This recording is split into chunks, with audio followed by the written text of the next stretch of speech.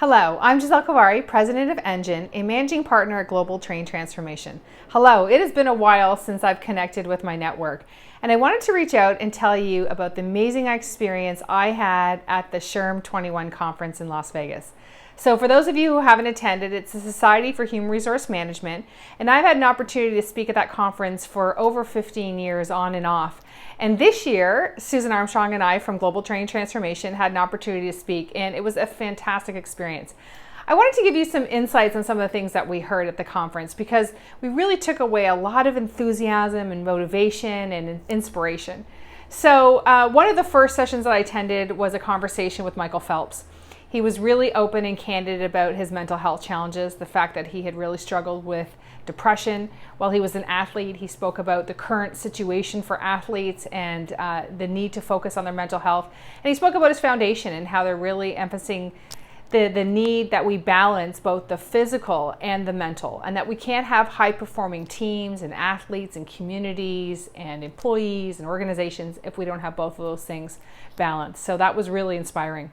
Then there was a conversation the next day by Johnny C. Taylor Jr., who is the president of SHRM, and he spoke about his new book, but he really used very inspiring words to really be a call for action for those of us in the HR talent development space around bravery and courage and empathy and compassion and diversity, and the fact that we really need to be champions for the employees within our organizations and the work that we do.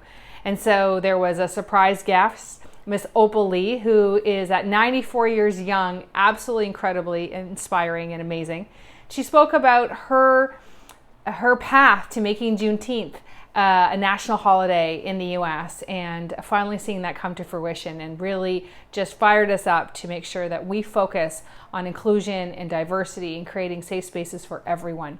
And then we moved into a conversation around the ways in which that we can really focus on optimism. So there was one of the owners of Life is Good t-shirts, and he spoke about the fact that he grew up in a somewhat challenging environment at home with a father who was an alcoholic and depressed, and his mother is depressed as well, but really focused on optimism and would always ask, what was good about today? What did you find that was positive?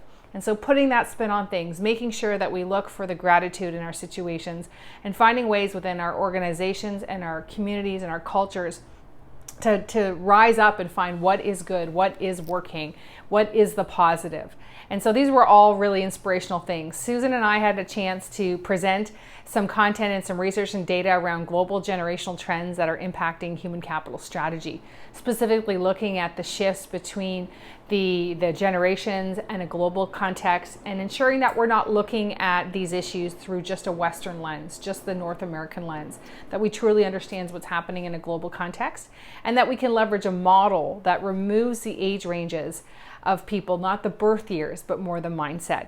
So we've had a lot of questions about our content and a lot of great feedback. And so we were thinking, why don't we do a free webinar? So if you're interested in seeing our presentation from SHRM, if you weren't able to go to the conference, or you were there and you just didn't get a chance to get up at 7:30 in the morning to see us, we're going to be delivering a free webinar on October 14th. So there's going to be a link below for more information, and we'd love to see you. And I just want to thank everyone at SHRM for an incredible conference.